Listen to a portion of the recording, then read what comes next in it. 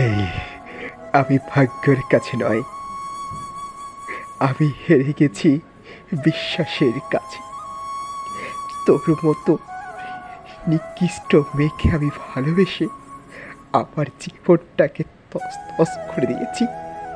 তুই কি ভেবেছিস আমি তোকে ছেড়ে দিব? তুই অন্যের ঘরে যে সুন্দরভাবে সংসার করবি, আর আমি সেই জ্বালা যন্ত্রণা বুকের মাঝে ধীরে ধীরে দেখে দেখে যন্ত্রণায় শেষ হয়ে যাব। আমি তোকেও পৃথিবীতে রাখবো না, আমিও থাকবো না।